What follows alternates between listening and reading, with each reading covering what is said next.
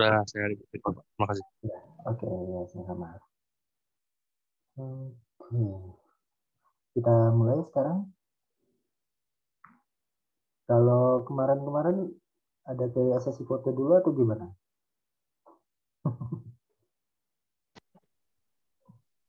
Kemarin nggak ada, Pak, foto-foto. Oh, kita langsung aja ya. Ya, Pak. Oke, kalau gitu kita mulai aja langsung. Oke. Assalamualaikum warahmatullahi wabarakatuh. Selamat siang semuanya. Mungkin sudah agak komplit ya, sudah komplit ini ya. Biasanya berapa orang yang ini ya? 28, 29 atau lebih biasanya? Serta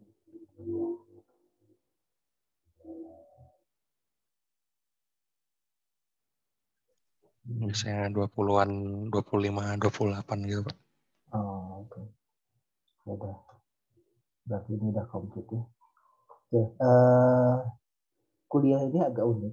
Jadi kita mulai dari ini dari Pak Bambang Kismono mengenai filosofinya, mengenai teoretikalnya, terus kemudian mengenai tools dan metodenya itu oleh Pak Pram. Nah, sekarang bagian ketiga, sesi 3 itu adalah bagian prakteknya, latihannya. Jadi berdasarkan dari tim kurikulum bahwa untuk kuliah ini diharapkan itu akan ada output kuliahnya berupa proposal. Jadi nanti di akhir kuliah itu diharapkan semuanya bikin proposal, tapi mungkin sebagai kelompok. Jadi seperti terlihat di sini tugasnya itu ada 4, yaitu yang pertama itu tugas secara individu, dan kemudian itu nanti ada tugas kelompok. Jadi ini memang diminta untuk bekerja sebagai tim. Ada 3 tugas kelompok, di mana finalnya yaitu riset proposal. Nah, ini nanti diharapkan dikumpulkan. Itu biasanya saya mintanya itu ujian terakhir itu UAS terakhir itu kapan? Itu tambah 1 minggu dari jadwal terakhir. Jadi itu adalah deadline untuk ngumpulin proposalnya. Oke. Nah, di bagian saya ini yang lebih ke arah praktek. Jadi kita akan fokus mengenai bagaimana proposal, bagaimana itu riset. Jadi bagaimana peran pentingnya itu proposal, baik itu sebagai untuk researcher ataupun kalau untuk kalian yang nantinya dari S2 lanjut ke S3 itu kita perlu mencari beasiswa, kecuali ada beasiswa dari itu orang tua. Kalau misalnya ini pada umumnya mencari beasiswa dari pihak ketiga, jadi kita perlu membuat bagaimana mengconvince reviewer dari pemberi beasiswa bahwa kita itu layak. Nah, di sini salah satunya kalau kita mau lanjut S3 itu selalu ada riset proposal. Nah, dalam membuat ini poin-poinnya itu kita harus melihat dari segi pola berpikir, baik kita sebagai researcher ataupun nanti ketika kita mau menulis ini sebagai researcher atau scholarship application, itu kita juga melihat bagaimana reviewer itu melihat. Nah, di sini kita harus melihat apa yang menjadi penting, hal-hal penting yang harus diperhatikan dalam riset proposal, dan nanti akan disampaikan mengenai contoh-contoh funding source di Indonesia. Ya. Nah, nanti di minggu pertama ini, minggu ke-11 ini, nggak akan ada PR. PR akan kita mulai dari minggu ke-12. Jadi di akhir perkuliahan itu akan ada tugas pertama, itu secara perorangan, yaitu membuat mind mapping dari satu paper. Jadi kita akan baca paper, masing-masing silahkan tentukan papernya sendiri, dari bagian introduction saja untuk memetakan pola berpikir dan bagaimana dia mendeliver riset question-nya sehingga ini menjadi penting. Di sini tugas pertamanya, nah nanti di sini kita akan ngebahas mengenai research question. Jadi biasanya itu kalau kita mau menyampaikan suatu proposal riset atau kalau kalian nanti mau sidang, itu selalu akan ditanyakan apa keterbaruannya, apa yang menjadi pertanyaan risetnya. Itu apa namanya di sini sangat krusial karena tanpa ada research question kita tidak tahu mau ngelakuin apa gitu. Terus kemudian akan ditanyakan mengenai keterbaruannya apa, bagaimana kita memetakan posisi riset kita, karena kita tidak bisa menjadi kayak seperti Superman. Kita akan melihat ini mapping dari riset keseluruhan, nah kita tuh mau berperannya di bagian mananya, yaitu ngambil posisinya. Terus kemudian ini apa namanya tugas kelompok lagi.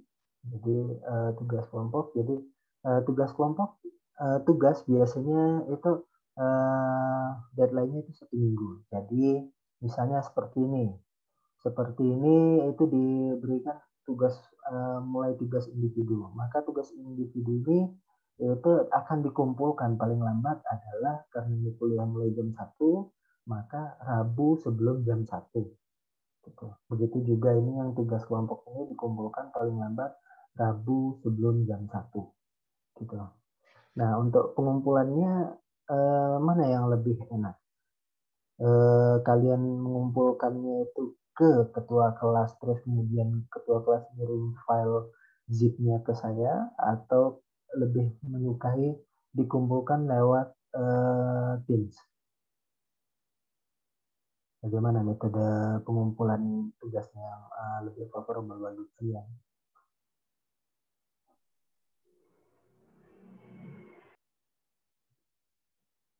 Monggo, silakan, ada yang punya usulan? Mungkin bisa lewat assignment di Teams, Pak, biar lebih gampang keep track-nya.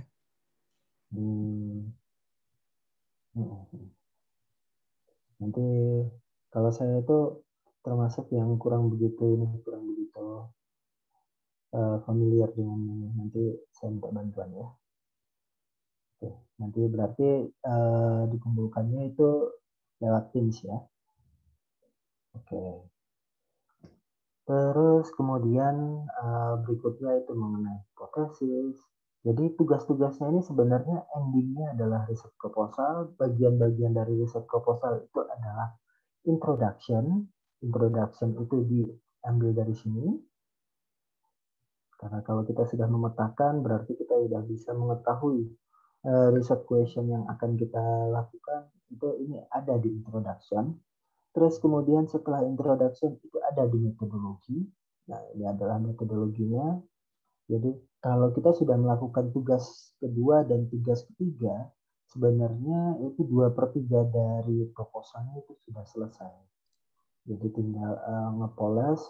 Yang ini kan mungkin masih berupa poin-poin seperti PowerPoint. Maaf. Jadi ini perlu ditulis dengan baik untuk jadi proposal. Yang ini juga sebenarnya ini sudah tercapai metodologinya. Jadi nanti tinggal ditambahkan hal-hal lain seperti planning administratif support seperti budget, personal. Tapi kalau dalam proposal kalian, saya nggak minta nulisin budget, personal, itu nggak perlu, tapi lebih ke arah timeline. Ya. Oke, ini kira-kira secara general yang akan disampaikan di part ketiga dari kuliah ini, yaitu mengenai metodologi penelitian, fokusnya pada riset proposal. Ada yang mau bertanya dulu misalnya mengenai tugas, karena itu yang paling sering ditanya?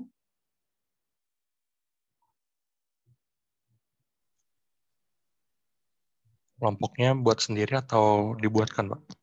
Nanti biasanya saya minta ketua kelasnya untuk membuatkan. Jadi berdasarkan absensi biasanya, terus kemudian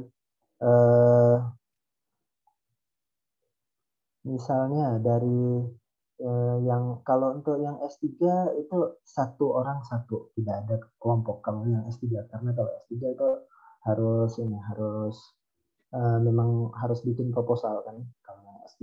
Kalau yang S2 itu lebih ke arah latihan. Jadi untuk yang S3 itu semuanya adalah tugas perorangan.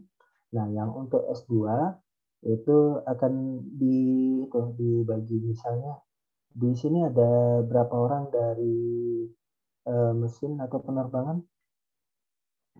Roughly. Biasanya satu kelompok itu isinya 3 orang. 3 atau 2 orang, tergantung dari jumlah pesertanya.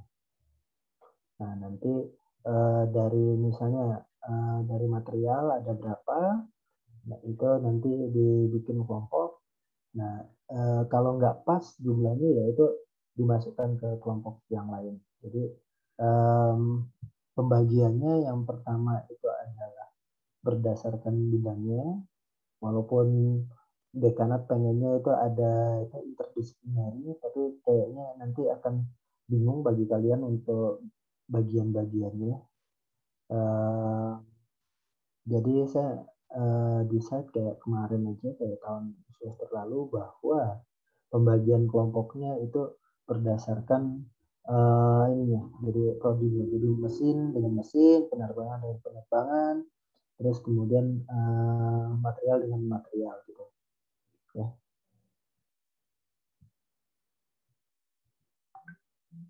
Ada lagi pertanyaannya?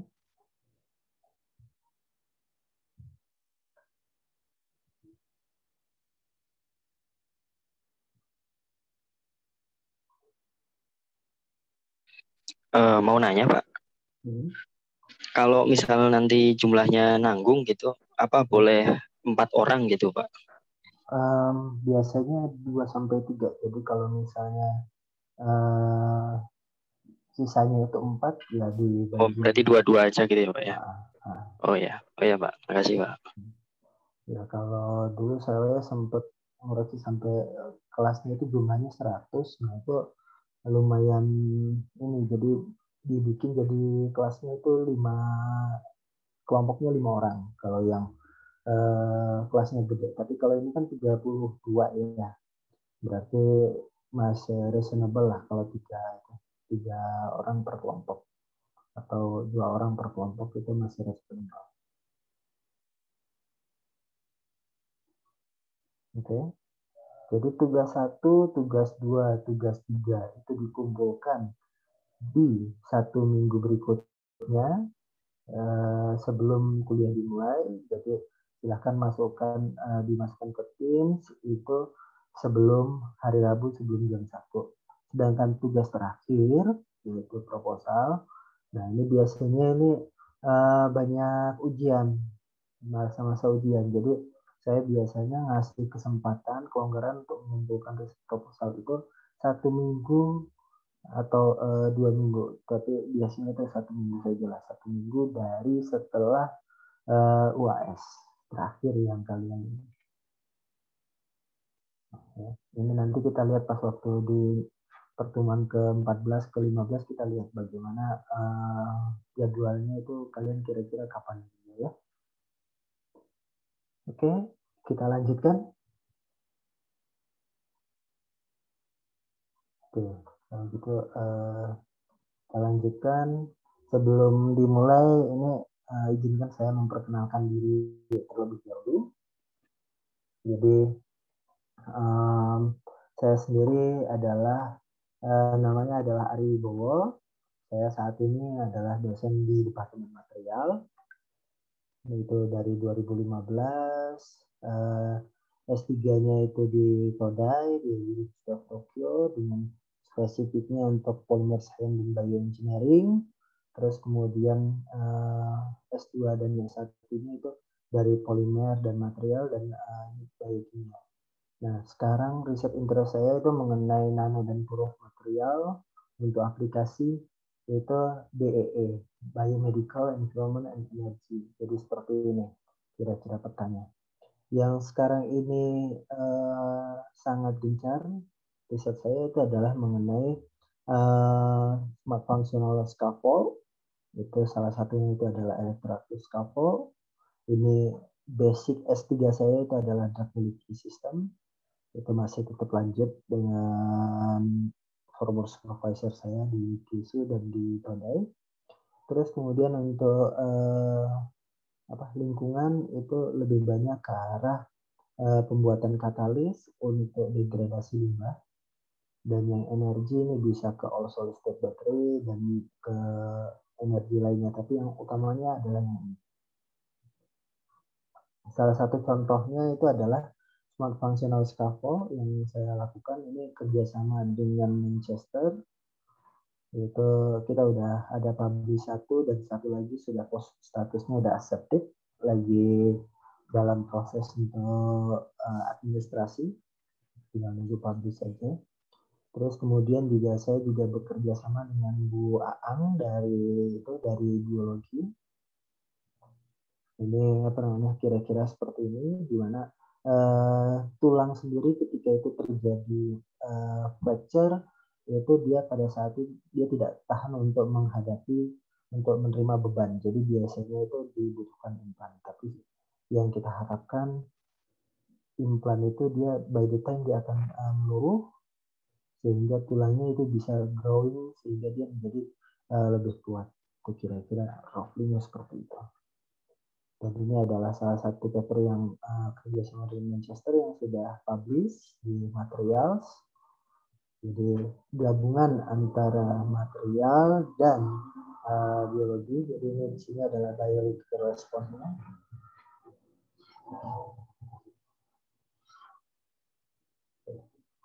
Sekilas mengenai introduction saya dan kemudian mengenai riset introduction saya. Nah, ini adalah keseluruhan dari proses riset. Ini adalah keseluruhan dari proses riset. Kita mulai dari membaca literatur, kemudian dari baca literatur yang cukup banyak itu kita memetakan di mana posisi kita, di mana bagian yang belum terjawab. Ketika kita sudah menemukan apa yang menjadi riset question-nya, maka selanjutnya adalah bagaimana cara menjawab pertanyaan riset tersebut. Dari sini kita mendesain riset metodologi yang itu kira-kira bisa menjawab pertanyaan. Dari sini dapat data, apakah datanya itu sesuai dengan yang kita harapkan, sesuai dengan hipotesis. Kalau misalnya tidak, di mana yang itu problemnya? Jadi nanti akan balik lagi di mana. Nah, dari data yang didapatkan itu kita interpretasi sehingga itu sesuai dengan yang kita harapkan, dan finalnya adalah publish. Bisa jadi kalau ini bekerja sama dengan industri, finalnya itu adalah paten.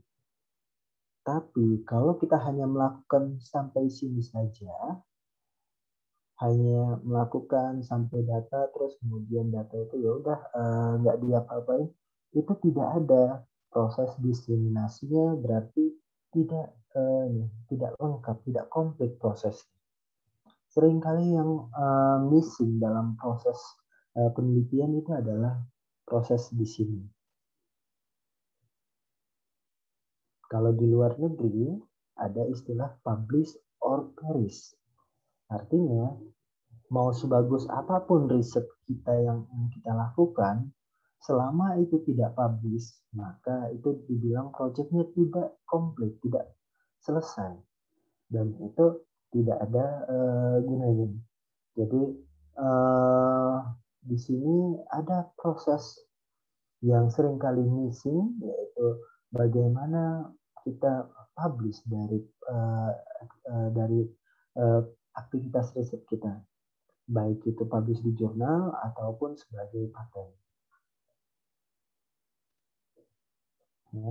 Setelah ini publish, maka kita ini mulai untuk berikutnya, karena yang namanya riset itu bukan simsalabim langsung selesai. Kita biasanya itu menemukan step by step. Gitu. Pada saat ini yang ingin kita solve itu hanya di bagian sini. Oke, yang ini udah solve, terus kemudian bagian berikutnya. Jadi kita nggak perlu menjadi Superman untuk bisa memecahkan masalah yang secara keseluruhan. Tapi dalam yang namanya penelitian, seringkali ada sesuatu yang kecil, tapi itu signifikan. Misalnya orang berpikir bahwa soal yang karbon itu ini seperti karbon intan, karbon grafit gitu. Nah, itu ketika ada yang menemukan grafnya, maka itu terjadi istilahnya itu breakthrough dari riset-riset. Ataupun ketika orang mendefinisikan atom, ada yang teori Dalton, teori Thomson, dan seterusnya, itu ada signifikan perubahan dari pengetahuan kita itu menjadi breakthrough dari riset tersebut.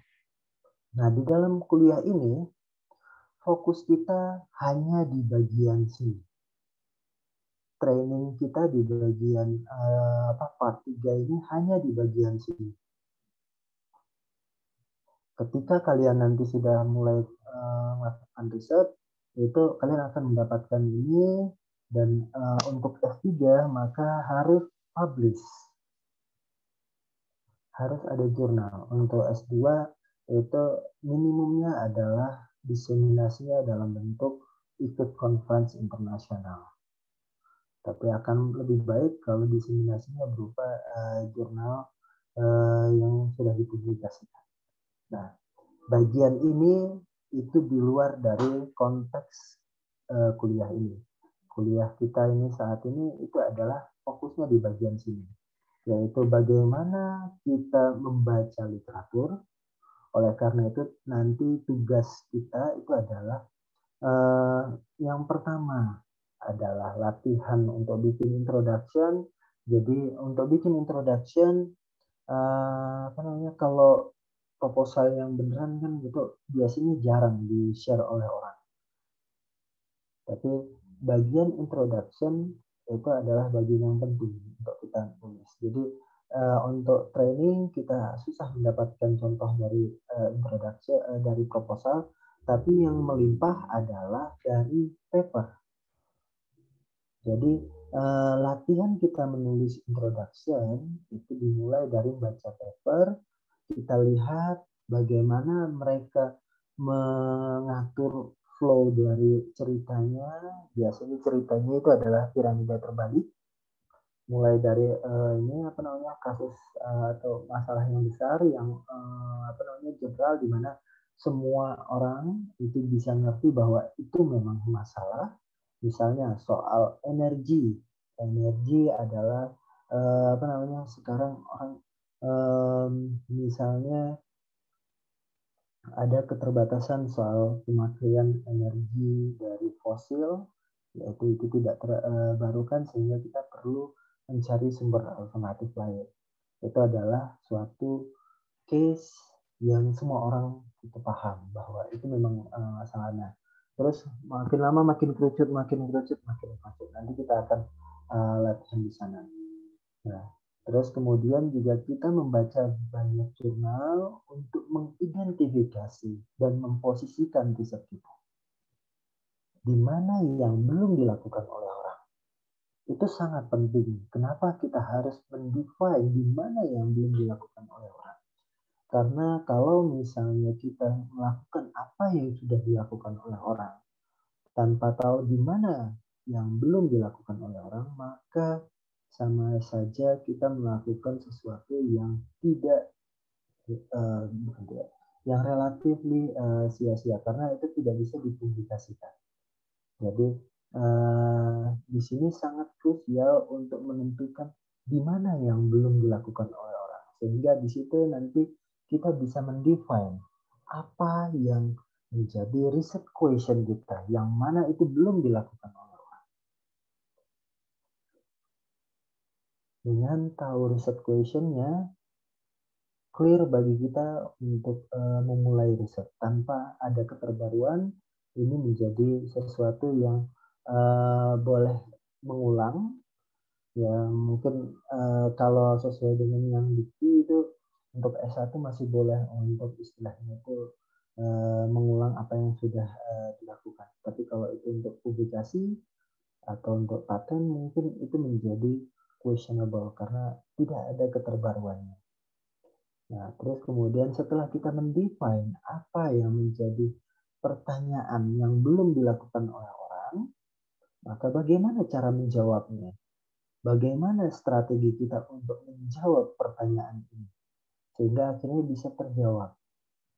Misal dalam contoh saya yang paper yang ini,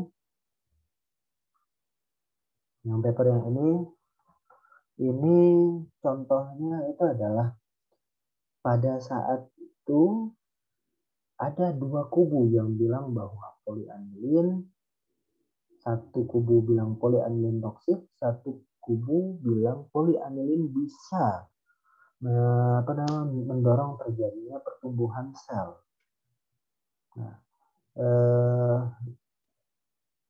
soal toksisitas itu biasanya itu tergantung pada konsentrasi.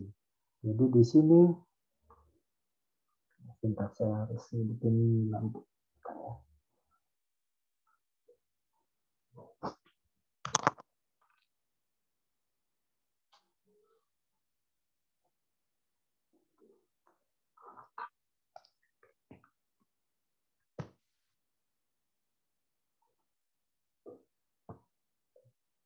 Jadi karena toksisitas itu ada kaitannya dengan konsentrasi, ketika L50-nya itu tercapai dia menjadi toksik, tapi sebelumnya itu tidak toksik. Jadi oleh karena itu yang kami lakukan, jadi pertanyaan di sini, pada konsentrasi berapa polianilin itu dia bersifat mendorong terjadinya proliferasi, dan pada konsentrasi berapa polianilin mulai bersifat toksik. Itu pertanyaannya. Ketika ini si polianilin akan diimplementasikan ke bond scaffold yang dibuat dengan cara 3D printing. Nah, pertanyaannya simpel kan? Pada konsentrasi berapa polianilin bisa mendorong terjadinya proliferasi dan pada konsentrasi itu terjadinya toksik. Jadi untuk menjawab itu, maka kami mendesain eksperimennya hanya ada satu parameter, yaitu parameter konsentrasi. Dibuatlah polianilin, yang ini adalah yang 0%, selalu kita akan eksperimen itu selalu ada pembanding, jadi tanpa apa-apa, terus kemudian yang 0,1, 1, dan 2%. Hanya satu parameter. Nah, pertanyaannya itu pada konsentrasi berapa? Hanya satu parameter, tapi dieksplor dari berbagai macam sudut.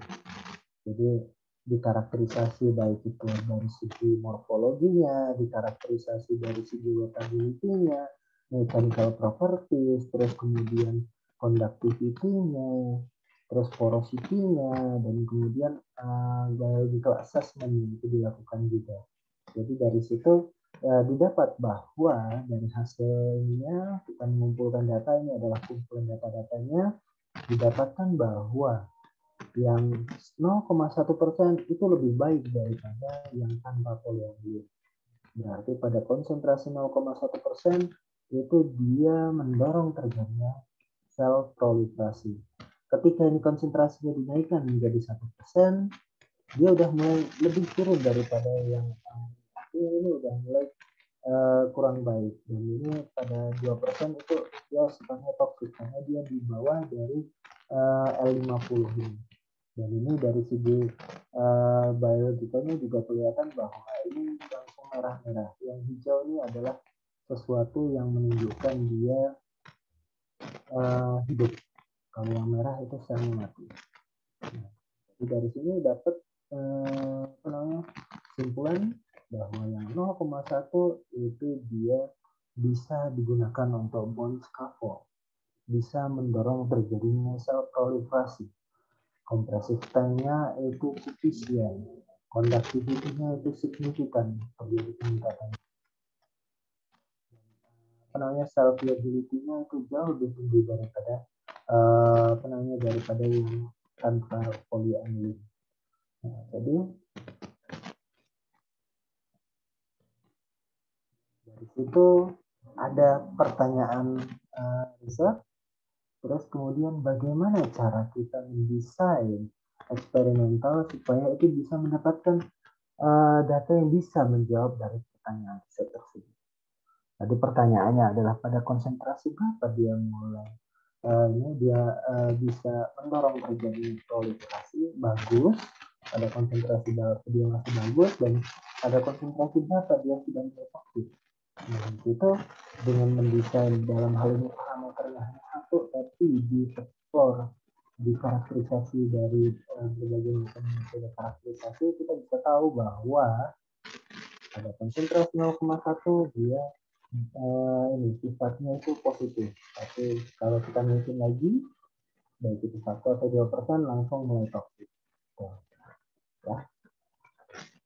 Oke, ada yang mau bertanya dulu dari sini? Yang kita lakukan di kuliah ini hanya di sini. Bagaimana kita membaca literatur sehingga akhirnya kita bisa menemukan celah yang itu menjadi research question-nya. Setelah kita menemukan research question-nya, bagaimana cara kita mendesain strategi kita untuk menjawab pertanyaan ini. Jadi riset desainnya itu kita perlu lakukan untuk bagaimana ini. Ini adalah bagian yang penting. Dari sini ke sini, ini adalah introduction. Ya. Ya, mungkin sambil lanjut lagi. Riset desainnya bisa berupa analytical, deskriptif, ataupun experimental research. Ini kita bisa mulai dari review berbagai macam, ataupun kita melihat ke historicalnya. Sedangkan yang deskriptif itu sifatnya itu case study. Jadi misalnya di sini ada yang ditugaskan oleh perusahaan untuk ngambil kuliah lagi untuk melanjutkan studi, tapi dengan catatan dari perusahaan, misalnya kemarin itu dari itu sudah di-assign kasus-kasus tertentu yang menjadi topik penelitian dia. Jadi itu nanti sifatnya adalah case study. Kalaupun dia itu ada yang sifatnya itu misalnya itu ini apa namanya kayak survei kelayakan atau survei kepuasan pelanggan. Nah, ini survei ini itu biasanya banyak digunakan untuk yang riset ke arah sosial. Di sini kita perlu melakukan bagaimana desain eksperimentalnya supaya bisa menjawabnya. Terus kemudian dari sini mungkin kita punya planning, tapi planning itu ketika dieksekusi somehow itu mandek. Atau somehow hasilnya tidak sesuai dengan kita harapkan, negatif. Maka kita perlu adakan iterasi sehingga itu menjadi perlu desainnya, dan kemudian dari segi data, apakah itu statistical acceptable atau tidak. Ya. Nah, ini pentingnya riset proposal untuk ini baik sebagai kalau ini riset proposal untuk researcher ataupun kalau kita ingin mencari beasiswa. Jadi kita mau melanjutkan studi kita. Jadi untuk researcher itu tentunya kita nggak mau melakukan riset tapi itu dengan menggunakan dana sendiri. Bisa melakukan. Saya waktu awal-awal karena tidak ada dana riset, maka saya diskusi dengan istri. Saya pengen melakukan riset, tapi karena track record saya belum bagus, nggak dapat dana. Tapi saya pengen melakukan riset, jadi boleh nggak menggunakan dana pribadi? Tapi itu tidak sustain sifatnya. Bayangin kalau misalnya itu cuma 6 bulan mungkin masih oke menggunakan dana pribadi. Tapi kalau itu bertahun-tahun menggunakan dana pribadi, itu bisa perang. Jadi apa namanya, akan jauh lebih baik kalau misalnya kita mencari dana penelitian untuk membuat penelitian kita menjadi lebih sukses. Tanpa adanya dana penelitian itu susah untuk jalan. Bagi saya yang di material itu kita butuh untuk beli chemical, kita butuh untuk karakterisasi itu lumayan mahal. Apalagi kalau saya mainnya itu ini apa namanya yang nano gitu, itu biasanya itu mahal-mahal. Saya pernah mendorong mahasiswa S1 saya untuk bisa selesai, udah pokoknya ini dapetin data semuanya. Ketika itu ini dapat tagihan 6 juta sendiri untuk satu metode karakterisasi, belum metode karakterisasi yang lain, karena banyak yang harus dilakukan. Kalau yang kayak gitu kita gunakan dana pribadi, maka kurang bisa. Jadi kita harus mencari sumber dana untuk mendanai dana penelitian kita. Dan itu dimulai dari riset proposal. Karena di dalam proses apply funding ini tidak ada sesi yang kita itu bisa ngomong, gini, saya mau melakukan ini. Metode komunikasinya, alat komunikasinya itu dengan menggunakan proposal. Jadi kalau proposal kita itu bagus, reasonable, bisa dilakukan, maka itu kemungkinan besar akan diterima. Tapi ada hal-hal yang kita perlu consider dalam. Nanti akan disampaikan di berikutnya. Bagi yang mau ngajuin studi, itu ada yang namanya bikin, selain itu aplikasinya itu selalu akan ada riset proposal. Di situ kalau kita mau S2 mungkin nggak akan terlalu kelihatan, nggak akan terlalu dipertimbangkan oleh pihak jurinya. Tapi kalau kita mau S3 itu menjadi sesuatu yang penting. Nah, ini pengalaman saya pribadi, karena saya waktu itu tidak istilahnya itu nilai IPK saya nggak begitu bagus. IPK S1 itu pas di 3,05 kalau nggak salah dia. Sedangkan batas yang di match itu adalah match itu jenis scholarship itu batasnya adalah 3,00, jadi pas lewat. Kemudian juga yang S2 itu batasnya 3,5, saya itu 3,54 kalau nggak salah. Jadi semuanya pas. Jadi di atas dari batasnya, tapi sangat-sangat pas. Maka kalau saya hanya mengandalkan academic performance saya, itu nggak akan mungkin bisa nembus. Saya memberikan titik beratnya itu bukan di academic performance. Academic performance hanya untuk lewat, tapi di proposal dan juga di track record. Jadi ini sangat penting bagi kita yang mendapatkan beasiswa, yaitu proposal menjadi krusial. Ini untuk researcher.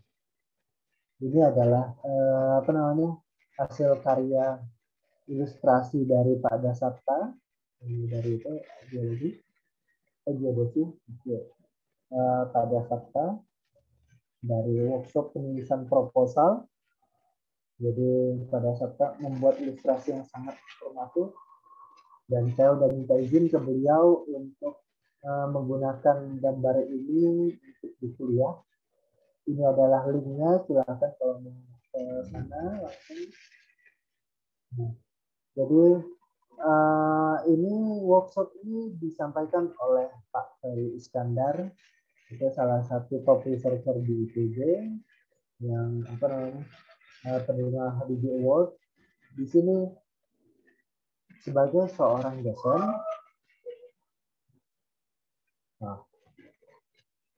saya mungkin ini dulu sebentar ya, saya perlu ngecek karena hujan.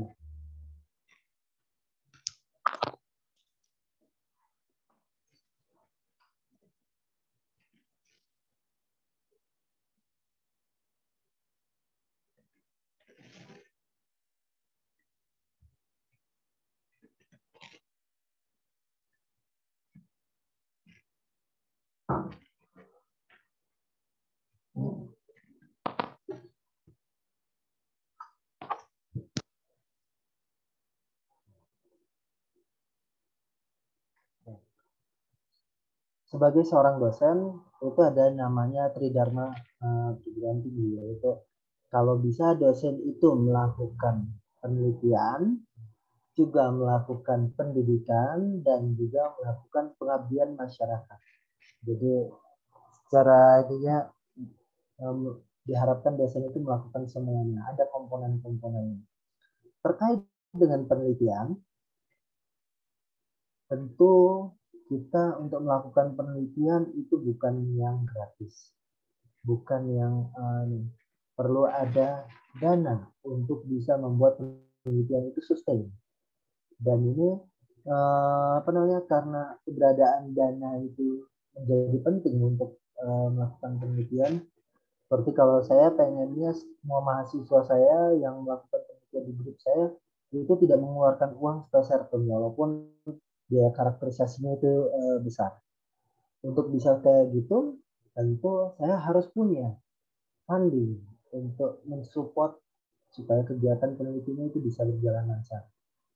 Dan untuk bisa mendapatkan funding, satu-satunya cara untuk bisa mendapatkannya itu adalah bagaimana membuat proposal yang baik. Bagaimana proposal kita itu bisa kelihatan berbeda dari orang lain. Bagaimana proposal kita itu bisa kelihatan, ini memang benar-benar bagus. Maka yang kita perlu lakukan, proposal itu pertama dan sangat-sangat awal kita harus lakukan itu adalah cek terlebih dahulu term of reference, guideline, atau panduan dari call of proposalnya. Kita harus cek benar-benar. Ada hal-hal yang boleh di suatu funding, ada itu menjadi tidak boleh. Ada yang dia itu template-nya harus seperti ini. Ada yang gini. Jadi kalau misalnya kita buat satu proposal, terus kemudian satu proposal itu dikirimkan untuk semua ini funding tanpa melihat core-nya, maka itu akan kelihatan oleh dewan juri. Dan yang kayak gitu itu akan otomatis reject. Jadi yang pertama sekali kita harus lakukan dalam membuat proposal untuk call of proposal itu adalah lihat terlebih dahulu bagaimana core-nya, bagaimana guideline-nya. Ya. Apakah ada output khusus? Misalnya ada request-nya itu adalah ini output-nya misalnya patent atau hasil penelitiannya publish di jurnalnya harus yang Q1. Itu adalah hal-hal yang menjadi perhatian di bagian core-nya itu. Nah, setelah itu kita harus lihat apa yang menjadi keterbaruan dari riset kita. Kalau kita sudah sesuai dengan core-nya, terus kemudian kita bisa menonjolkan apa yang berbeda dari riset kita, apa yang menjadi hal yang baru bagi kita. Dan kemudian memang kita punya track record dari penelitian-penelitian sebelumnya bahwa kita itu sudah melakukan ini dan proven bahwa kita itu bisa melakukan ini, maka proposal kita akan menjadi proposal yang kelihatan menarik bagi reviewer. Ya. Terkait dengan track record, ini sesuatu yang penting karena saya baca kalau kita apply riset ITB kan itu biasanya ada feedback apa yang kekurangan kita, apa yang ini sehingga nilai kita cuma sekian gitu. Nah, yang sering kali bikin fail itu adalah disiplin. Waktu awal-awal ya saya tidak punya banyak publikasi. Tidak ada track record melakukan ini, melakukan itu. Yang bisa saya lakukan itu adalah kalau saya melakukan sesuatu yang sama persis dengan S3 saya punya track record yang kuat. Tapi kalau itu bidangnya itu beda, itu susah. Sedangkan saya ketika pulang ke Indonesia, semua peralatan itu agak susah untuk melakukan eksperimen sama persis di sana gitu. Jadi harus mencari yang baru. Tapi yang baru tidak ada dalam CV kita. Jadi salah satunya cara ya waktu itu saya nempel ke orang lain. Biasanya yang punya track record lebih baik sehingga akhirnya bisa jalan riset.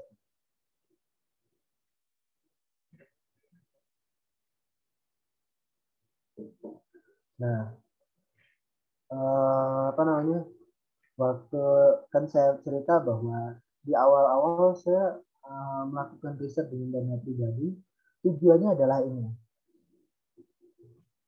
Jadi saya biasanya di dalam proposal saya selalu menunjukkan hasil awalan dari yang kita lakukan untuk menunjukkan bahwa ke apa namanya ke reviewer bahwa yang akan kita lakukan ini bukan scratch dari nol, tapi itu sudah kita lakukan pusat pendahuluannya, sehingga ini apa namanya bisa jauh lebih proven, bisa jauh lebih berhasil karena kita udah ada pendahuluannya. Jadi ini biasanya itu saya tunjukkan hal ini di proposal saya, apa yang sudah saya pernah lakukan. Terus kemudian ini di sini untuk bisa bagus proposalnya harus ada rencana yang baik, metode untuk menjawab research question-nya, dan kita menunjukkan kita itu timnya seperti apa. Salah satu komen dari reviewer dari proposal IPB saya yang terakhir itu adalah timnya bagus. Jadi memilih tim itu juga penting. Timnya bagus itu bidangnya itu masing-masing saling terkait dan menunjang, sehingga diharapkan semoga risetnya itu bisa berjalan lancar. Jadi networking, bagaimana kita menunjukkan ini kolega-kolega kita yang di ini apa namanya di proposal dikti saya menunjukkan tim saya itu dengan Bu Aang itu yang dari biologinya, orang yang sudah main di stem cell, dan kemudian saya juga masukkan kolaborator internasional saya yang di Manchester.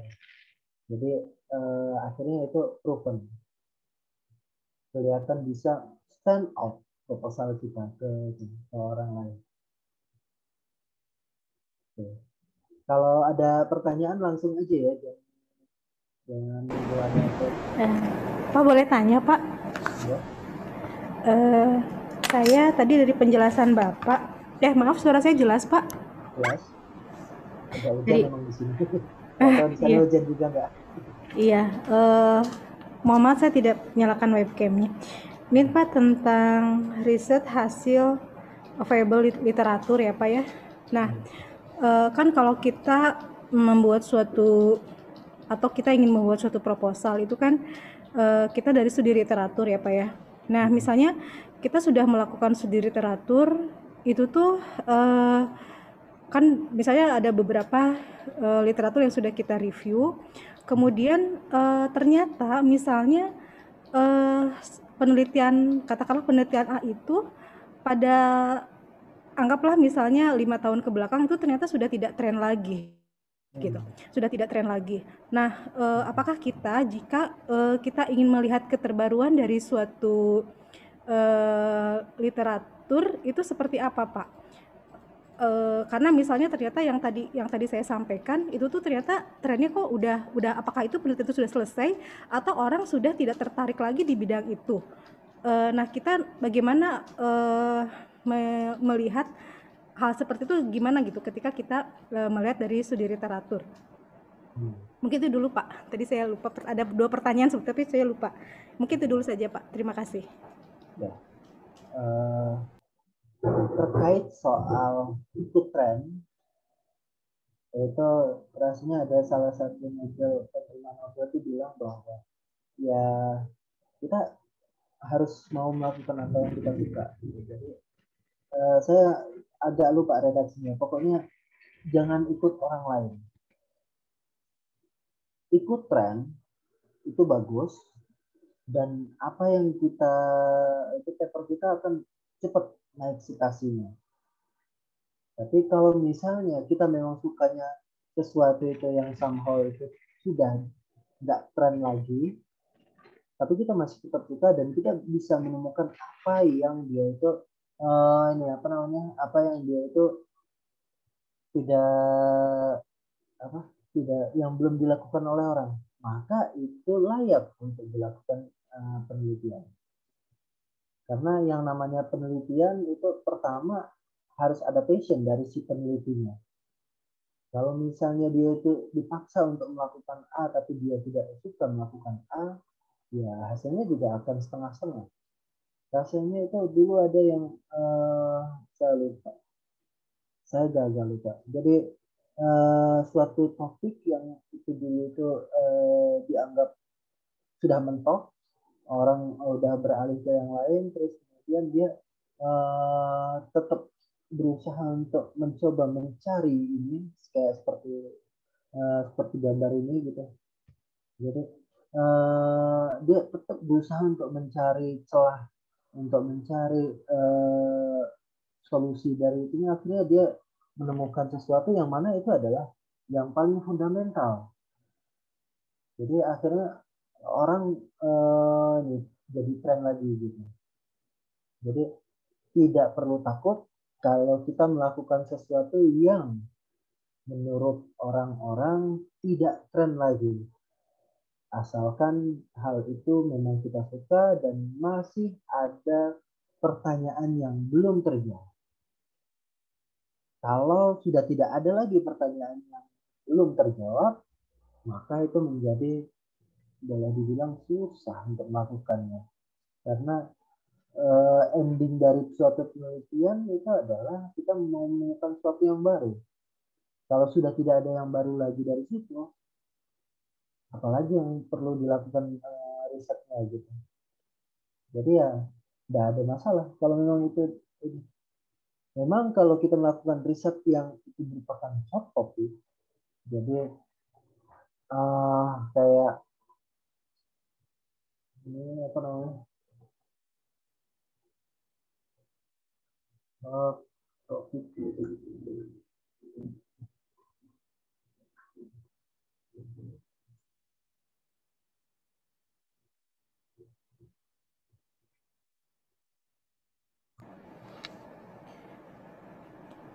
Maaf Pak, jadi artinya kalau gitu nggak apa-apa ya, meskipun misalnya tadi ternyata kalau secara kita lihat dari literatur tadi itu trennya udah orang sudah tidak melakukan pengembangan lagi di bidang itu gitu. Tapi kalau kita misalnya ingin melanjutkan atau kita memang masih tertarik di situ dan kita sudah melakukan studi awal misalnya, itu ternyata masih bisa dikembangkan, itu menjadi tidak masalah ya Pak ya? Tidak ada masalah. Oke. Oh ya. Terus gini Pak, kalau misalnya kita nih misalnya udah literatur ya Pak ya. Nah, pada saat literatur itu kan biasanya di situ ada metodenya ya, metode yang dia kerjakan. Kan itu juga seorang yang publish ke jurnal juga kan dia nggak menceritakan seluruhnya kan, biasanya dia yang intinya saja. Nah, misalnya kita juga melakukan hal yang sama, katakanlah seperti itu ya Pak ya, melakukan hal yang sama, tetapi kan karena tidak adanya informasi yang kurang jelas, maka kita misalnya melakukan treatment yang berbeda di situ atau treatment yang lain dan menemukan sesuatu yang baru. Hal itu kan memungkinkan saja ya Pak ya? Sebentar, saya share file dulu sebentar ya. Saya biasanya nggak bisa. Iya Pak, makasih Pak. Maaf Pak. Ini saya coba share file hot topic material science. Jadi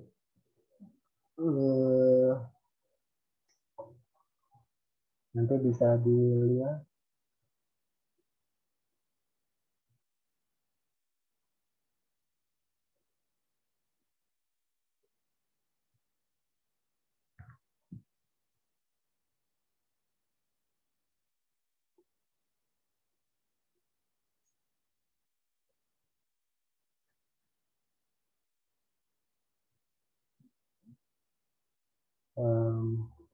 Saya coba stop share dulu.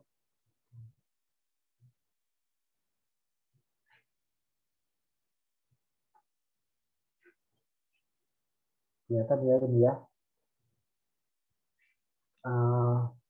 Oke, nanti saya jawab lagi yang tadi. Nah, ini kita bisa ngikutin riset yang istilahnya ikut arus. Sekarang lagi viral ini, topik ini, sekarang lagi riset ini gitu.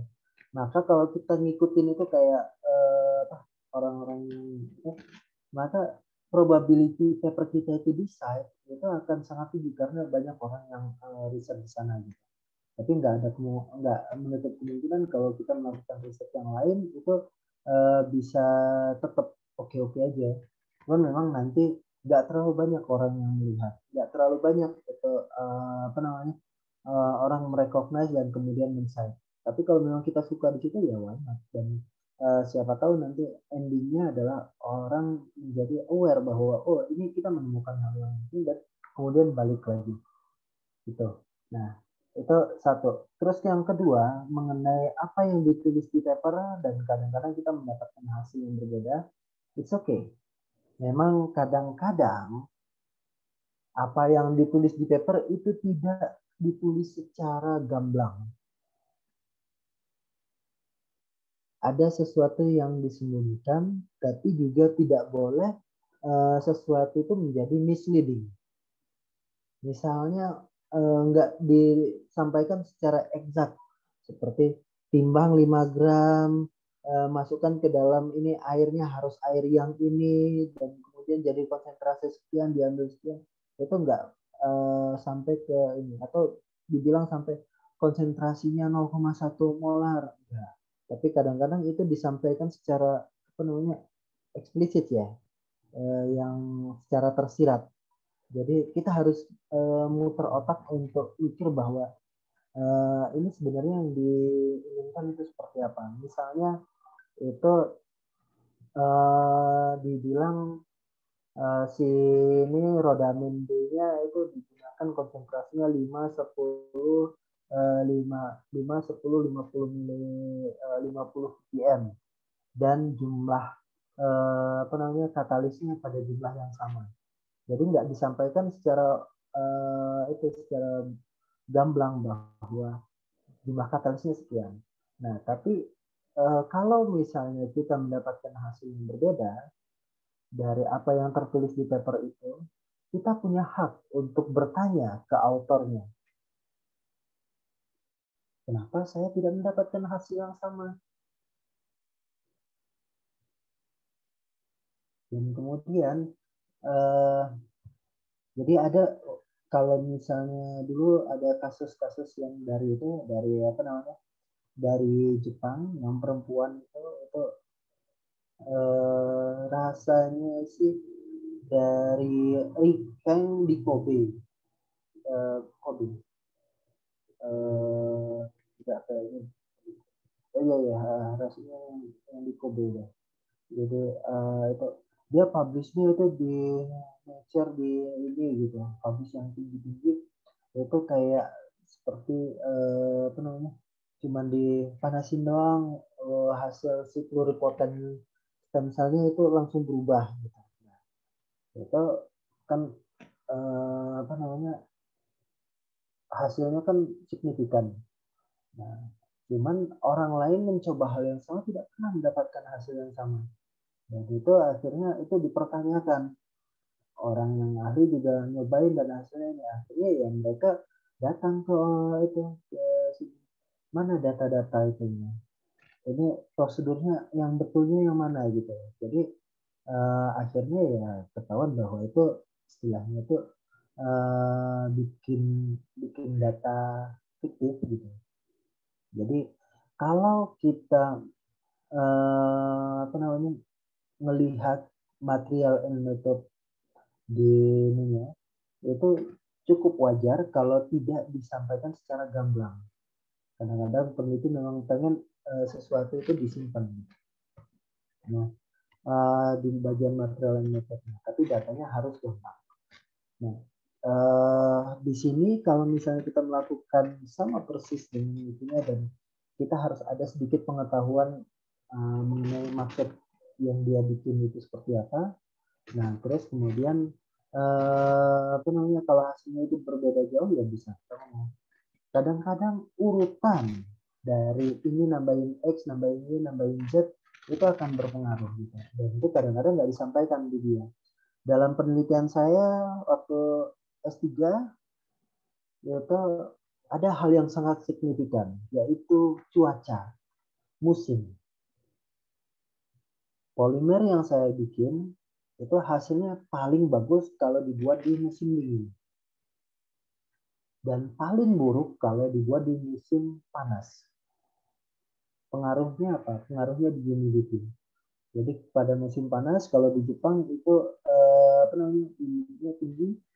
Jadi polimer yang saya buat begitu itu sudah di freeze dry dibuka itu langsung meleleh karena dia menyerap air dari udara terus kemudian dia jadi kayak larut gitu meleleh dan akhirnya itu terjadi degradasi. Walaupun saya ini berusaha secepat mungkin melakukannya, tapi itu tetap tidak menutup kemungkinan terjadi degradasi. Dan itu terlihat dari hasil sebarannya itu peaknya jadi drop. Ketika nimbangnya juga harus cepat karena itu dia ketika nimbang itu cepat banget dia lengkap. Hal yang kayak gitu nggak disampaikan di paper bahwa kita harus melakukannya di musim dingin. Nggak disampaikan. Tapi kalau misalnya orang lain melakukan dan hasilnya itu beda, dia bisa aja bertanya ke autornya.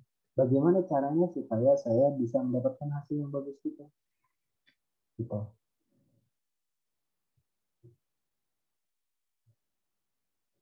Gimana, Bu?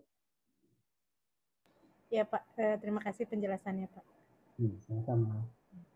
Yang lainnya gimana? Ada yang mau bertanya? Mohon maaf Pak, terkait presensi bagaimana Pak ya? Apa sudah cukup? Iya. Terus saya tuh udah udah nyoba ke ini tuh.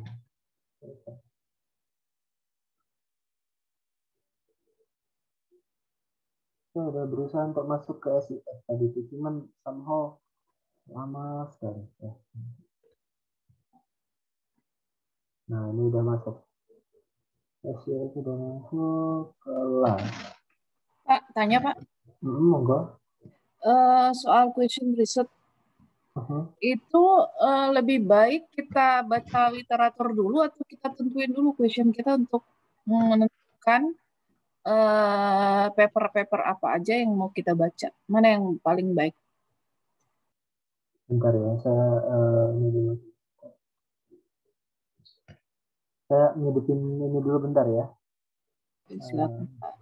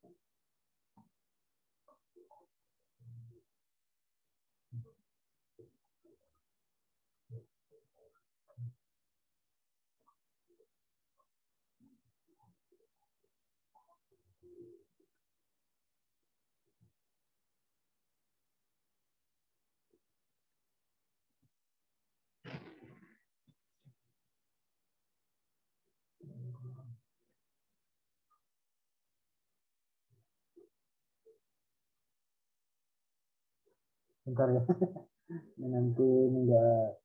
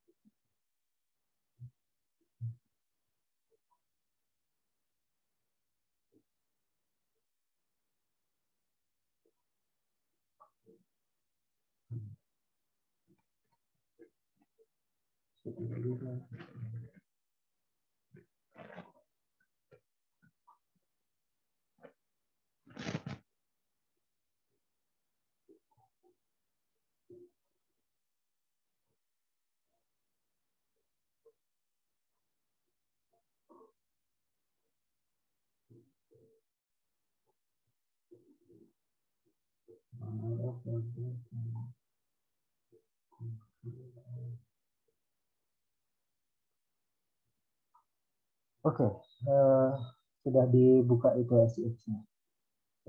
Tadi mohon maaf, bisa diulang pertanyaannya?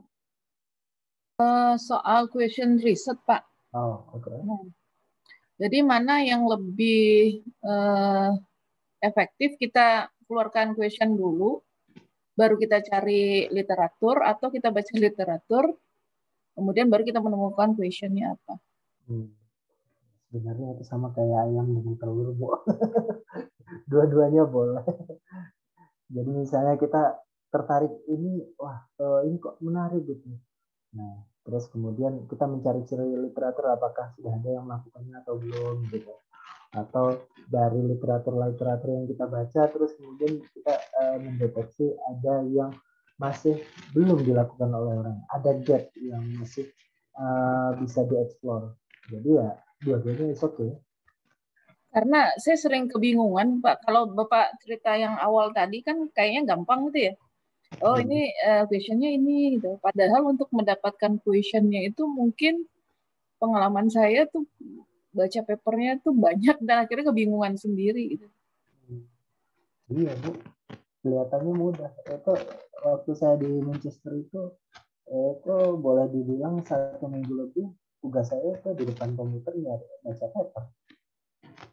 baca paper banyak gitu, di mana ini terus kemudian apa sih yang masih missing gitu, terus diskusi dengan ini kolaborator itu gimana menentukan yang konsentrasinya juga itu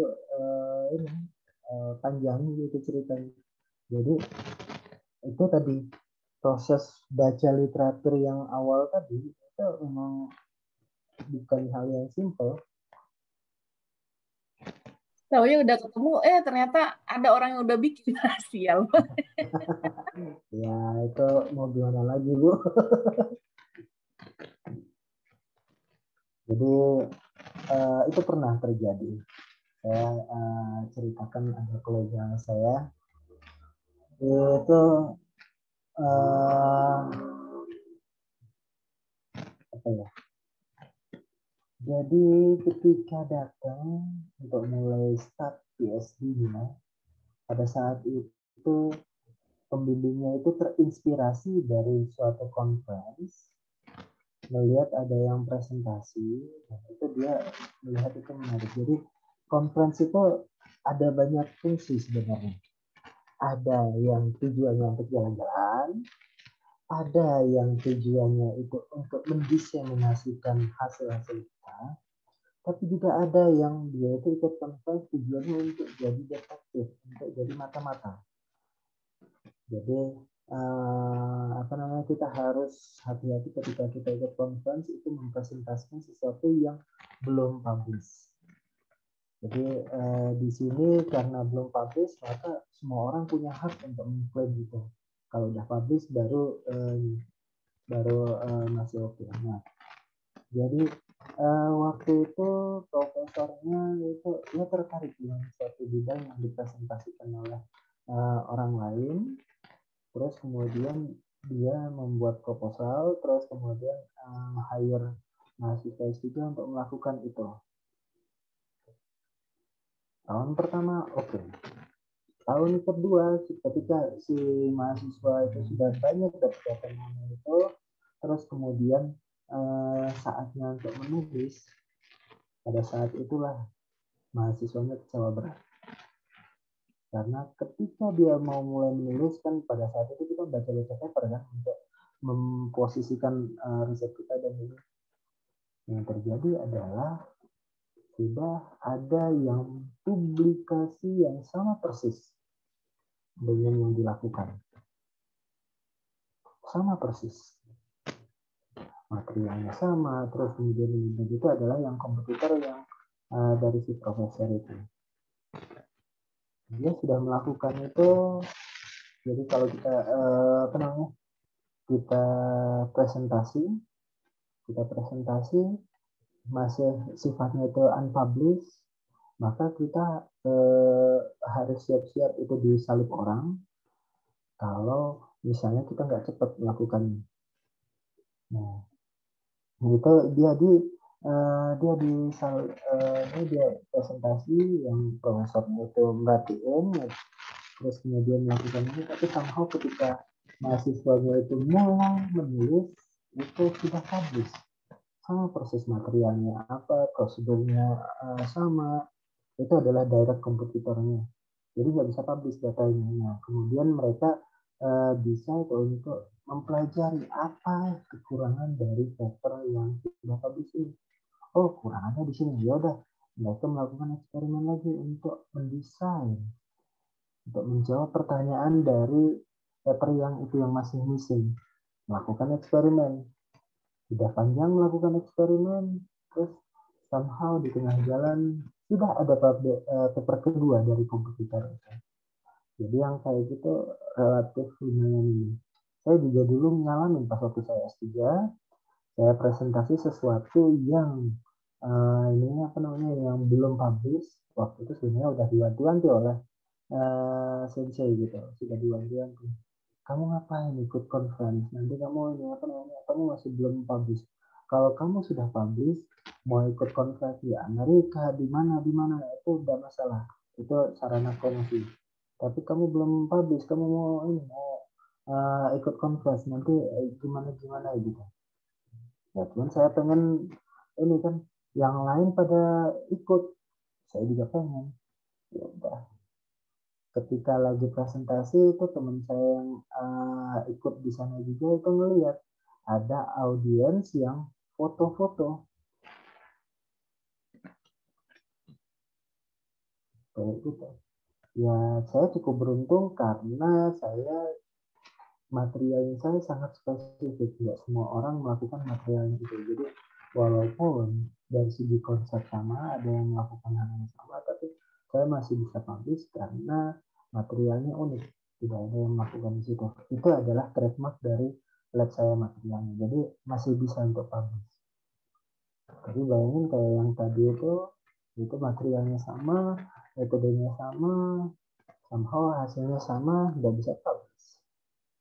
Ya itu adalah suatu yang saya juga ini sekarang lagi nulis paper. Pas lagi nulis paper itu saya baca paper yang itu relatif materialnya sama. Ada FGO-nya, ada PiO2-nya untuk degradasi limbah. Ini lagi muter otak, apa bedanya supaya bisa ditulis. Itu Bu. Ya Pak, makasih Pak. Sama-sama. Enggak ada pertanyaan lagi?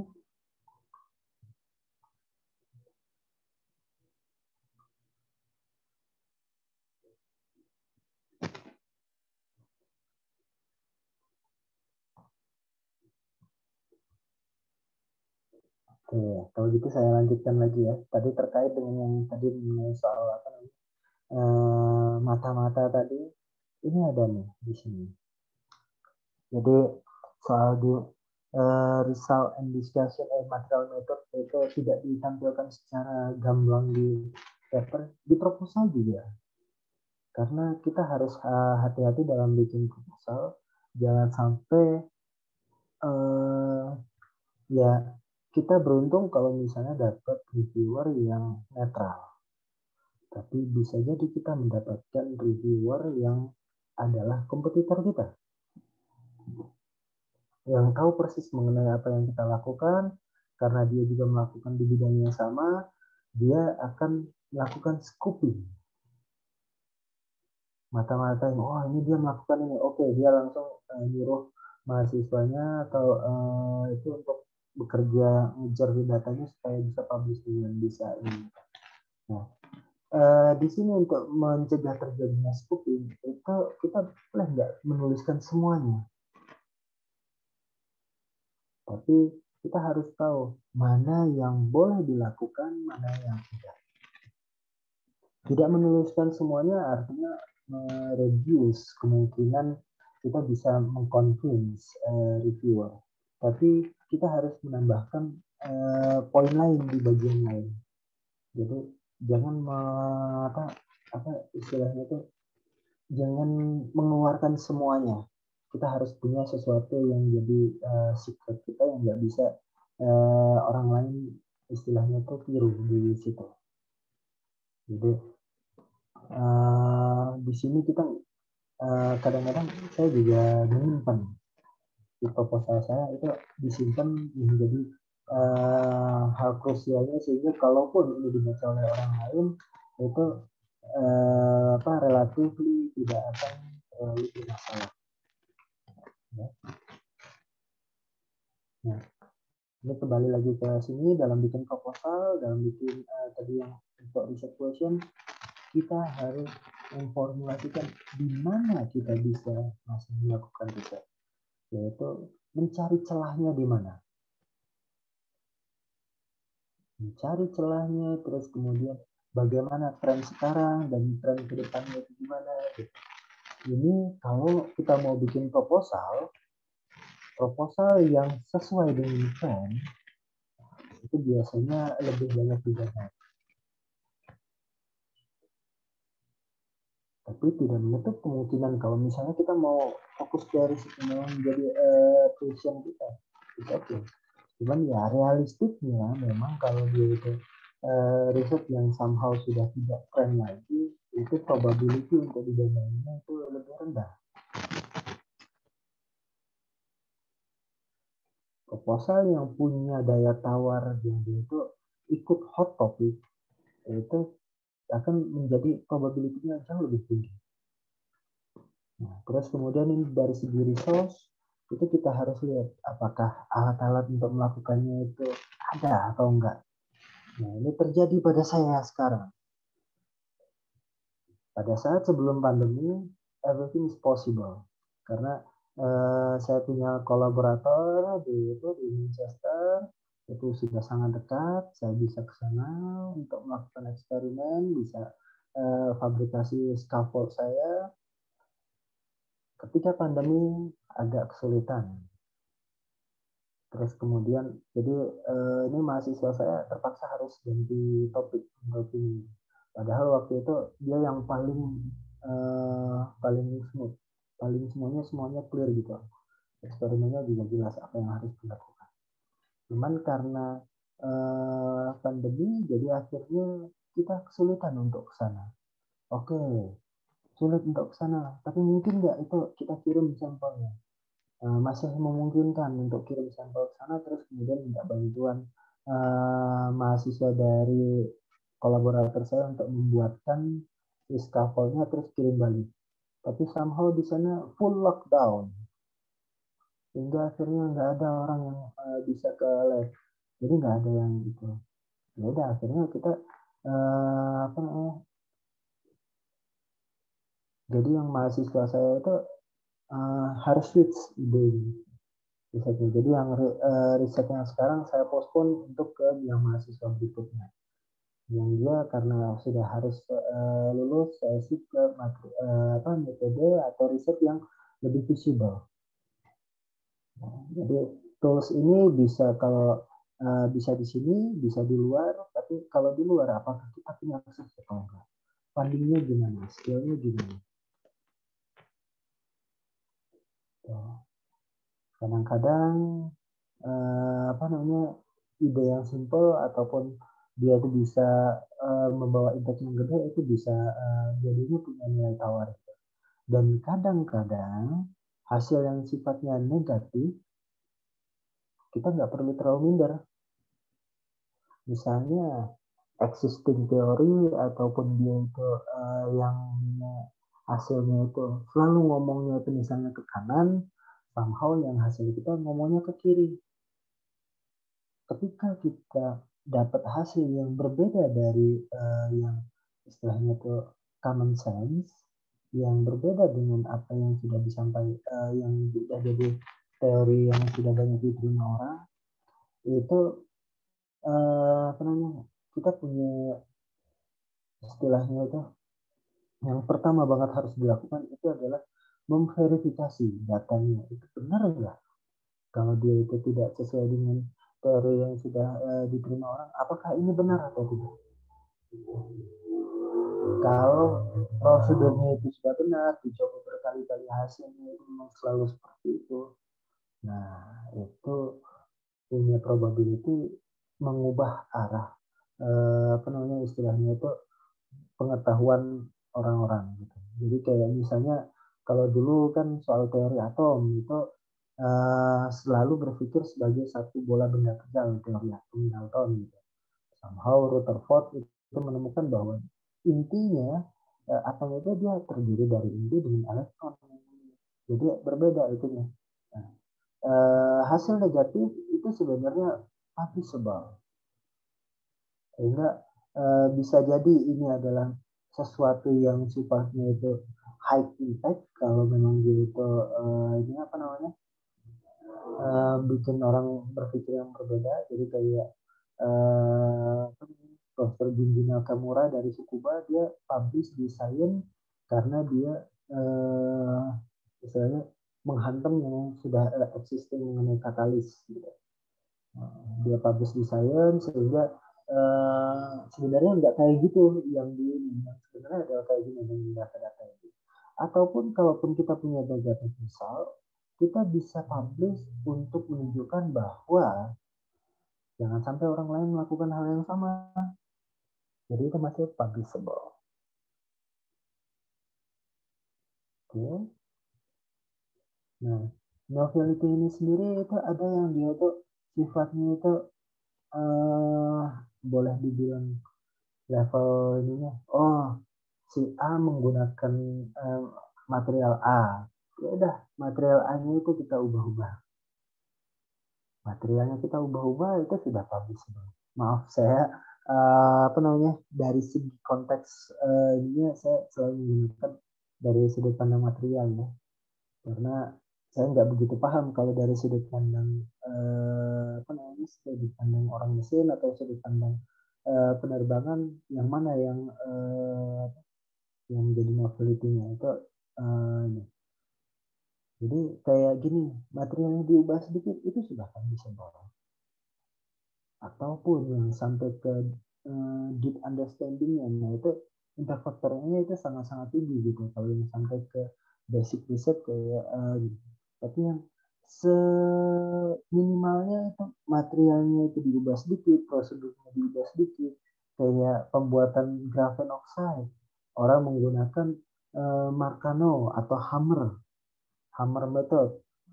Maka menggunakan modified Hammer method dan menunjukkan bahwa hasilnya ini seperti ini, itu publishable dengan memodifikasinya metode yang sudah ada.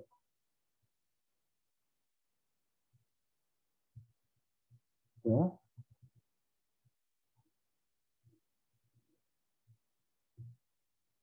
Ada yang mau bertanya mengenai ini?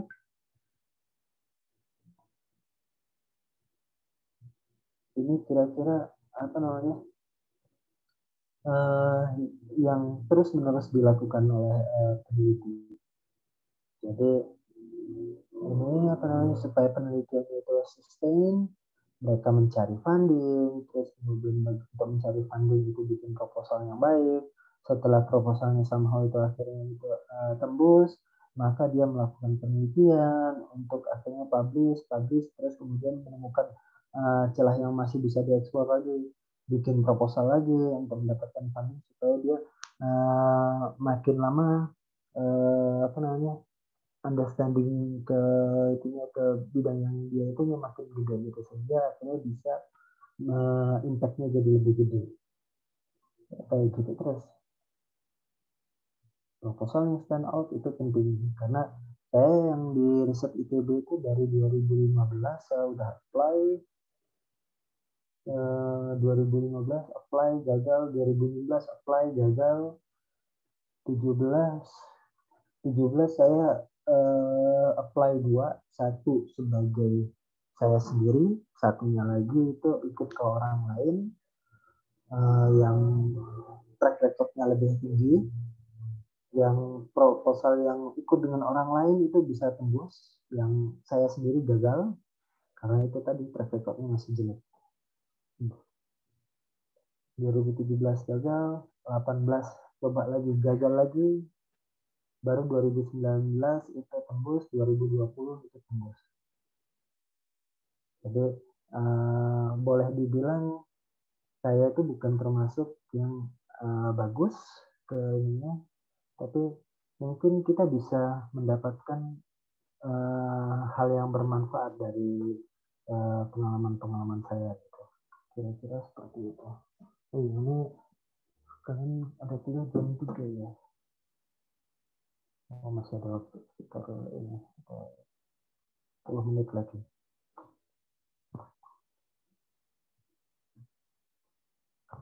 Yang proposal dikti juga saya pertama, kedua, gagal, saya baru tembus 2018. Jadi apply-nya 2017, tembus. Habis itu 3 tahun kan, 2018 sampai 20. Terus kemudian apply sekali lagi, itu tembus lagi. Jadi belajar dari pengalaman waktu itu saya itu. Apa sih yang saya masih kurang, apa yang perlu saya improve, supaya ini bisa lebih baik, sehingga akhirnya bisa tembus. Sekali kita sudah menemukan bagaimana cara untuk membuat proposal yang baik dan itu yang akhirnya bisa granted, maka lebih mudah untuk kita membuat penelitian kita lebih sistem. Ada yang mau ditanyakan mengenai ini? Kita lanjut ke untuk nyari beasiswa.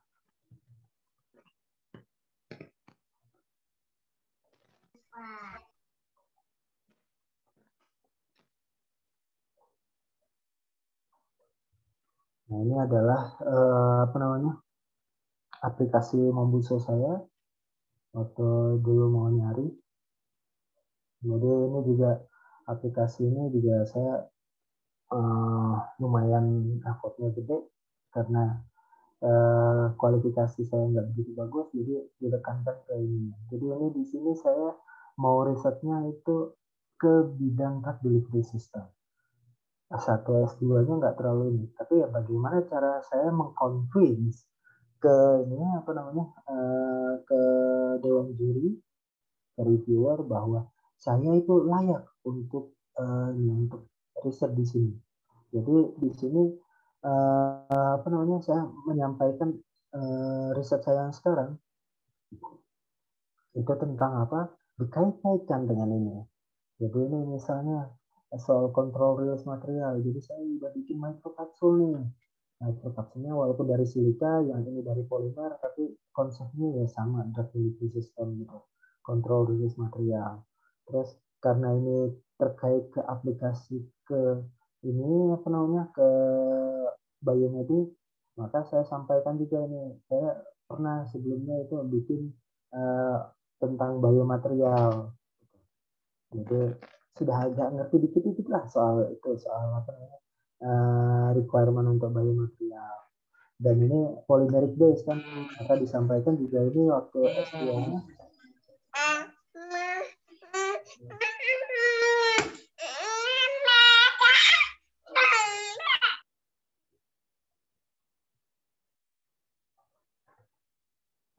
Nah, ya. Oke. Nah, Terus itu apa namanya? Jadi ini dikait-kaitkan. Nah ini bikin ini saya bukan yang cuman sehari langsung selesai. Jadi diiterasi berkali-kali. Jadi mulai dari yang apa namanya? Cukup luas, kecil. Jadi ini kita mulai dari permasalahan soal cancer. Itu ditampilkan data ini kalau bisa kita menampilkan sesuatu yang kuantitatif, tidak sifatnya kualitatif. Mulai dari cancer, semua orang tahu bahwa cancer itu penyakit yang pembawa kematian. Terus kemudian untuk men-treatnya itu bisa dengan berbagai macam cara. Yang paling terkenal adalah dengan bedah ataupun kemoterapi. Terus kemudian ini apa namanya? Kita propose metode yang baru yang itu drug delivery system, fokusnya ke PDT. Nah ini PDT apa namanya? Menggunakan photosensitizer, yaitu disebutkan apa kelebihannya, tapi di sini masih ada ini apa namanya? Masih ada kekurangannya. Kekurangannya ini di sini hypersensitivity. Sehingga apa yang perlu kita lakukan? Nah, di sini apa namanya? Bagaimana membuat PDT itu hanya spesifik ke tumornya. Untuk melakukan itu kita bisa mengatasi permasalahan agregasinya dengan cara menambahkan hidrofiliknya, terus kemudian dia itu permasalahannya yang spesifik kita bisa menggunakan polymeric muscle untuk sebagai medical. Jadi relatif itu apa namanya dia nanti akan makin spesifik seperti itu roughly kira-kira. Perlu diingat bahwa dalam membuat research plan itu kita harus melihat ke guideline dari beasiswa yang disampaikan. Bisa jadi tipe-tipenya beda-beda gitu. Misalnya kalau di Jepang itu biasanya itu dia nggak pengen proposal research plan itu lebih dari 2 halaman. Bahkan kalau boleh itu cukup 1 halaman. Jadi bagaimana caranya membuat itu concise tapi dia informasi yang diinginkan itu didapatkan. Gitu. Nah, ini contoh aplikasi saya. Jadi di sini dalam menyampaikan ini kita kalau bisa itu gabungan antara kata-kata yang bisa dimengerti orang dengan kata-kata yang boleh dibilang itu menunjukkan bahwa kita itu ngerti mengenai itu. Jadi misalnya di sini menggunakan konvokal, reactive oxygen species, yaitu hal-hal yang apa namanya sangat spesifik di situ yang kebayang gitu. Oke, ada yang mau bertanya mengenai plan untuk studi lanjut? Jadi role dari riset proposal bagi orang yang nyari beasiswa ya untuk mendapatkan beasiswa untuk studi lanjut gitu.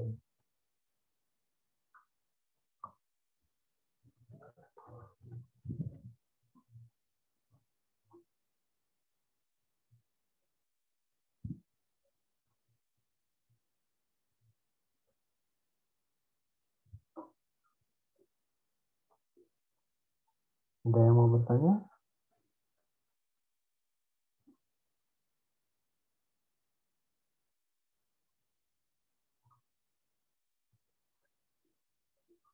Nah, masih ada waktu sedikit lagi ya.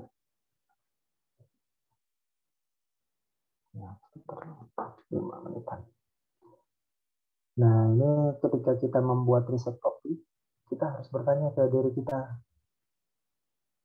tertarik nggak mengenai topik itu gitu.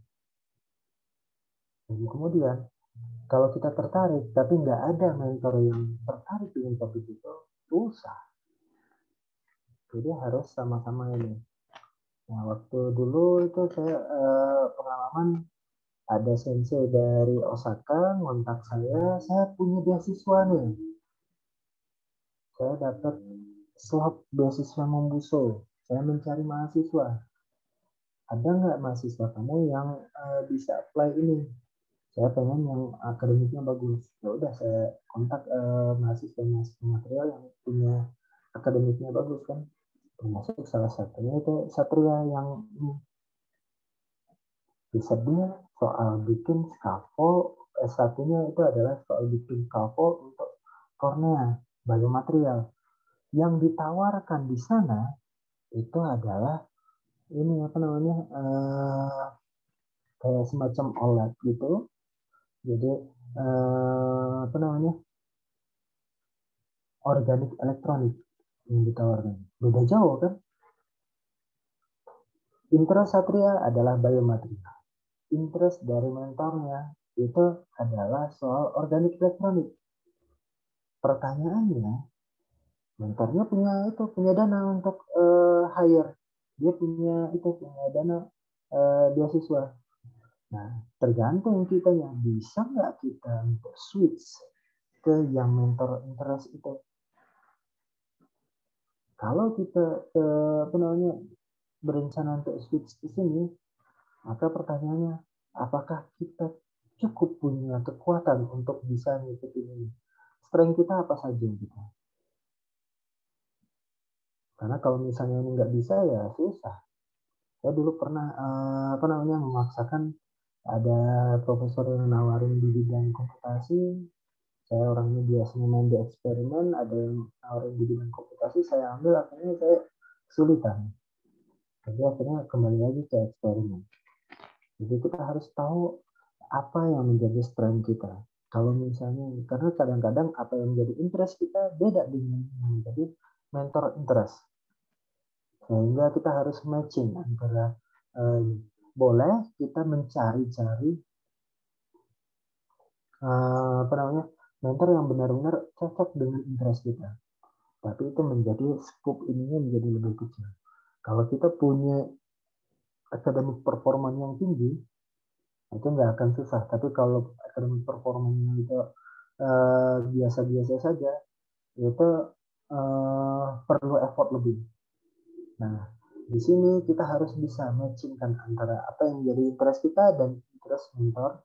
Dan kalau misalnya itu harus switch, kita harus melakukan swot ke diri kita sendiri. Sanggup nggak kita melakukan switch tersebut? Dan kemudian kita harus melihat ketika kita bisa, kita mau dibimbing oleh si X, maka capability-nya gimana? Capability university-nya seperti apa? Apakah ada beasiswanya? Apakah si pembimbingnya punya capability untuk melakukan eksperimen itu? Apakah dia punya resource yang cukup? Dan seterusnya, dan seterusnya. Jadi ini perlu kita itu ketika kita mau mendesain apply beasiswa untuk ke Profesor X. Itu apa namanya prosesnya. Jadi bagaimana kalau kita itu bikin proposal yang baik, sebenarnya kita berarti sudah punya peta. Beda kalau misalnya kita itu masuk ke dalam suatu hutan belantara. Kita sampai jam 14.50 ya, masih cukup lah ya untuk yang kuliah. Kita masuk ke hutan belantara, nggak tahu apa yang akan kita hadapi, kita nggak tahu apa yang, pokoknya maju dulu tanpa tahu apa gambarannya, itu akan strugglingnya susah sekali. Beda kalau misalnya kita sudah punya gambaran, ini kita kesini nanti baiknya itu ngambil jalan ini, ada tanda ini, berarti kita harus sini. Jalan kita melakukan riset itu sebenarnya sudah setengah jalan. Karena kita udah punya tujuan, mana yang kita ini, jangan sampai kita di tengah jalan, wah melihat ini menarik, ya udah kita beralih sini. Terus jalan sini, wah yang bagian ini menarik, kita beralih lagi. Yang kayak gitu itu nanti malah nggak selesai. Fokus ke satu titik di mana yang menjadi objektif dari itu. Nah nanti kita melakukan. Kalau misalnya somehow di tengah jalan yang itu tidak tercapai, itu kita masih bisa milah-milah. Tapi kalau kita nggak punya gambaran sama sekali, itu susah. Tuh. Ini nanti akan kita sampaikan berikutnya. sudah jam segini. Satu pertanyaan, kalau mau ada pertanyaan.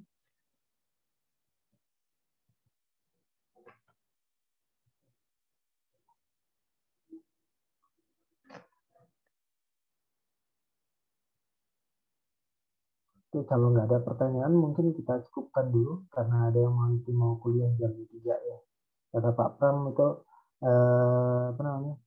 Beliau biasanya selesai jam 2.45 karena ada yang kuliah jam 3. Bapak maaf mau tanya Pak. Yang tugas ya buat minggu depan tadi mohon maaf karena suara di saya tuh kecil sekali suara Bapak. Jadi enggak tertangkap dengan jelas, mohon maaf Pak. Oh gitu. Iya Pak, kecil, mohon maaf. Padahal volumenya udah saya besarkan. Iya, ternyata di saya nggak volumenya nggak maksimal. Oh iya. Mohon untuk yang kedepannya Pak. Ini Pak yang tugas ya, yang tugas tadi pertama yang Bapak sampaikan, itu kan individu ya Pak ya. Itu nanti dikumpulkannya kan tadi ke Teams ya. Ya. Itu bentuk tugasnya dalam bentuk PPTK atau review seperti makalah biasa atau gimana ya Pak ya? Mohon penjelasannya, makasih Pak. Tugas pertama belum nanti itu minggu kedua baru saya kasih untuk dikumpulkan di minggu ketiga. Iya Pak, mohon maaf Pak. Ya, nanti saya biasanya sebelum kuliah itu pokoknya sebelum atau saat setelah kuliah saya baru sampaikan contoh tugas yang saya anggap bagus seperti apa. Jadi nggak apa namanya ngeblank banget ini saya harus melakukan apa. Oh iya Pak. Ya. Ya, terima kasih Pak penjelasannya Pak. Oke, sama-sama. Oke, mungkin itu dulu karena ada yang mau kuliah lagi di jam 3. Kalau nggak ada, saya tutup dulu ya kuliahnya. Terima kasih, kita ketemu lagi minggu depan. Assalamualaikum warahmatullahi wabarakatuh.